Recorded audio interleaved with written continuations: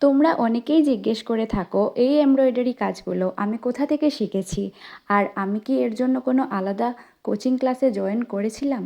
তো না, আমি আলাদা কোনো কোচিং ক্লাস করিনি। আমি ইউটিউব থেকে এই কাজগুলো করা শিখেছি।